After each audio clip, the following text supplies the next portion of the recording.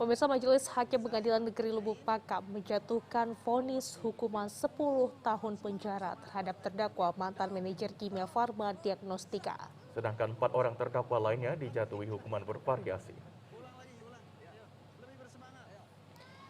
Sidang putusan perkara kasus penggunaan alat swab dan tabung antigen bekas di Bandara Kuala Namu ini dipimpin oleh Majelis Hakim Rostihan Juriah Rangkuti yang juga Ketua PR Lubuk Pakam bersama Hakim anggota Makmur Papahan dan Munawar Hamidi secara terpisah dengan menghadirkan kelima terdakwa secara virtual yang berada di lapas Lubuk Pakam.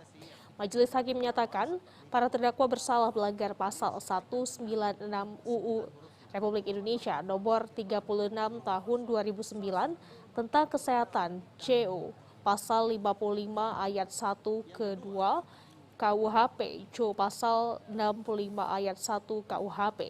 Vonis yang dijatuhkan Majelis Hakim lebih ringan daripada tuntutan jaksa penuntut umum yang menuntut pidana penjara selama 20 tahun penjara dan denda 5 miliar rupiah subsidiar 6 bulan penjara. Menyikapi putusan itu, para terdakwa maupun JPU masih menyatakan pikir-pikir. Penasehat hukum Henny Fitria dan Pikandi Masko Jaya mengakui keputusan yang dibacakan Majelis Hakim sudah sesuai. Itu memang sesuai profesional putusan hukuman yang ditetapkan oleh Majelis Hakim ya. Kami merasa tindak pidana pencucian uang yang tidak terbukti ya. Ya, suatu tindak pidana pencucian uang yang dituntut oleh JPU.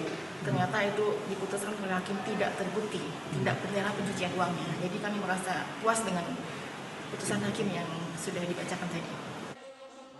JPU Kejari De Sedang Farouk Farozi usai sidang menyebutkan sebagai jaksa penuntut umum masih pikir-pikir terhadap putusan yang telah dibacakan Majelis Hakim.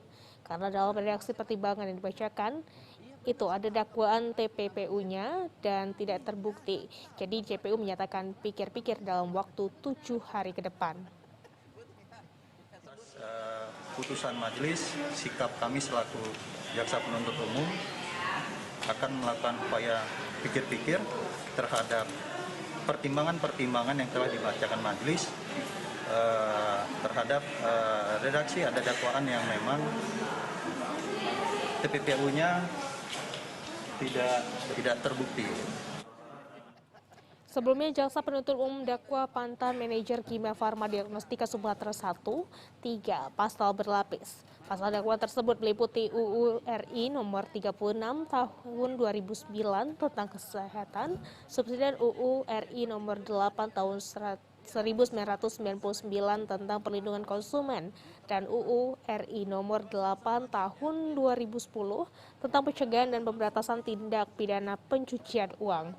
Sedangkan 4 terdakwa lainnya hanya didakwa melanggar UU RI nomor 36 tahun 2009 tentang kesehatan, subsidiar UU RI nomor 8 tahun 1999 tentang perlindungan konsumen.